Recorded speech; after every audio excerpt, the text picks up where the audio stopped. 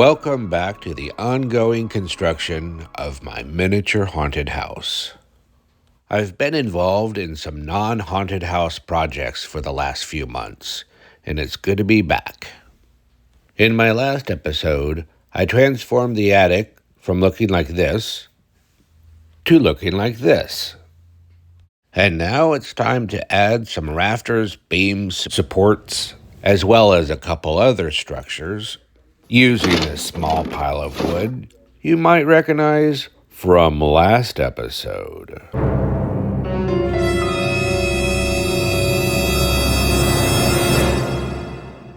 Okay, let's get to work. Most of what I'm doing in this episode is very similar to what I did in last episode. Lots of cutting, gluing, measuring incorrectly, so I'll try to move through this as quickly as possible so y'all don't get bored. To begin, I'm creating a frame around the entire floor, ceiling, and corners of the attic.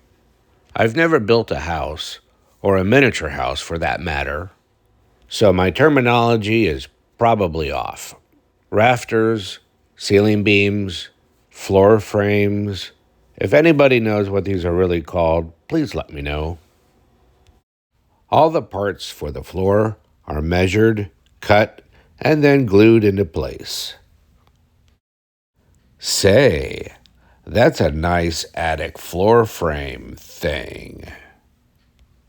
Now it's time to do the same thing to the ceiling.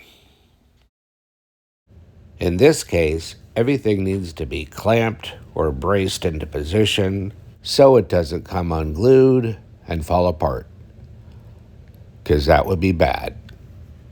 Here I'm using a piece of insulation foam as well as a couple sticks to hold the beam against the ceiling until the glue dries. Now it's time to cut the pieces for all the rafters.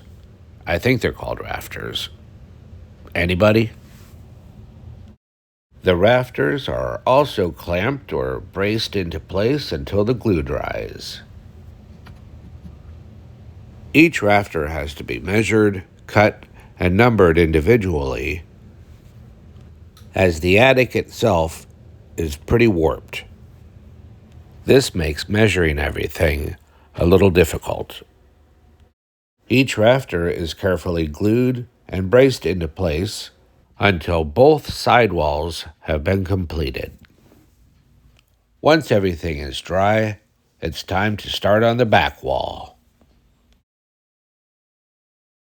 Ooh, scary spider.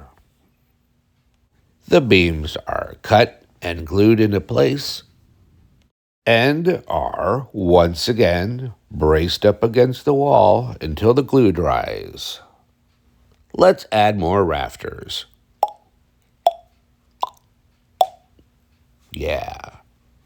Now it's time to do the ceiling.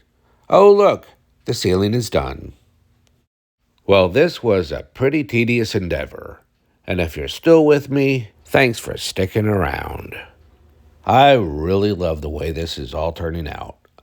But wait, there's more. Is that a wall? Is that a wall I built while you guys weren't looking? Why, yes. Yes, it is. And what will I do with this wall?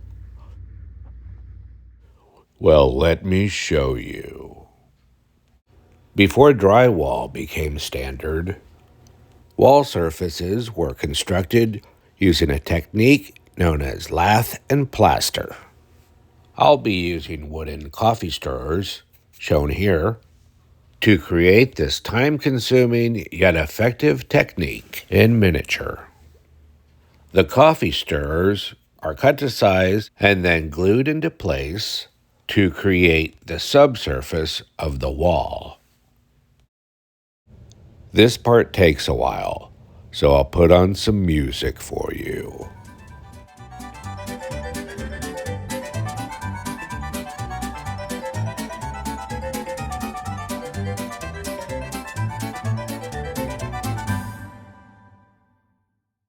All right, as you can see, I've left some of the pieces out. I'll show you why soon. In non-miniature life, these little wooden slats have a little bit of a dark brown appearance. So I'm going to paint them dark brown.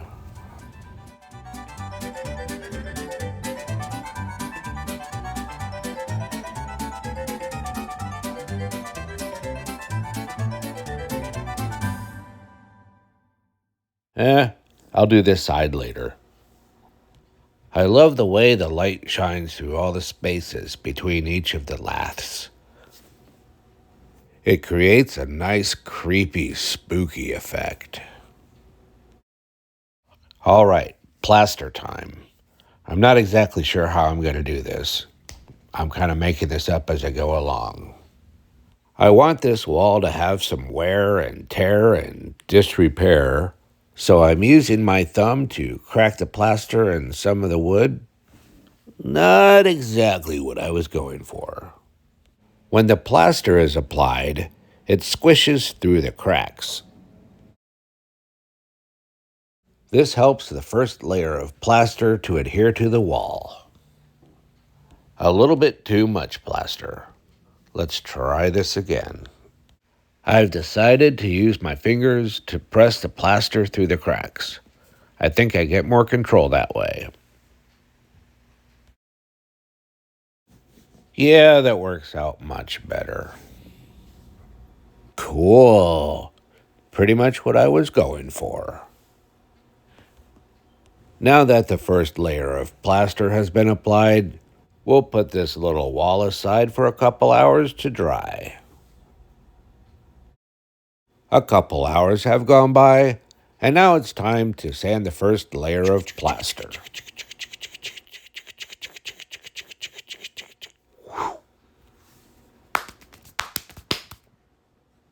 Before I start the second layer, the wall needs to be inspected.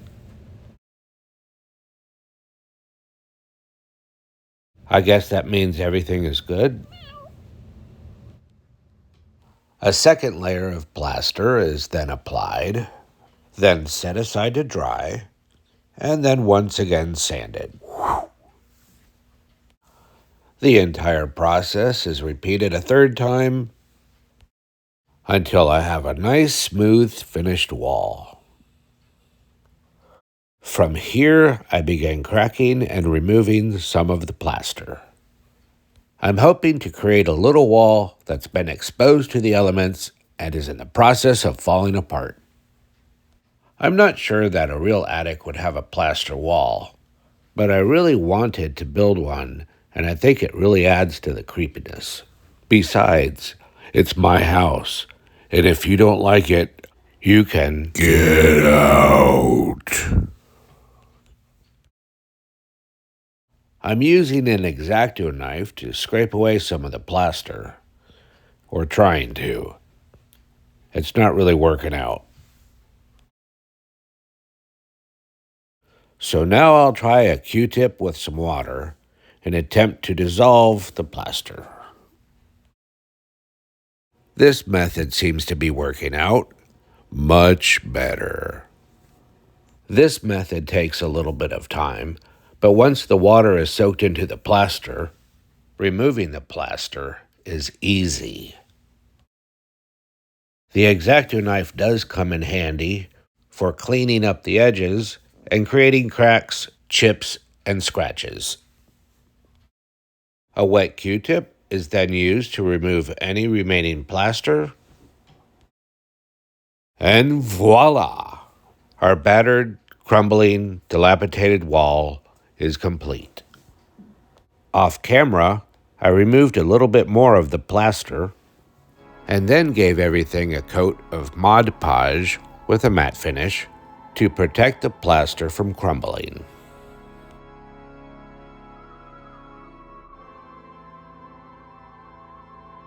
Building this attic was a lot more work than I originally intended. Fortunately, this attic looks much better than I originally intended.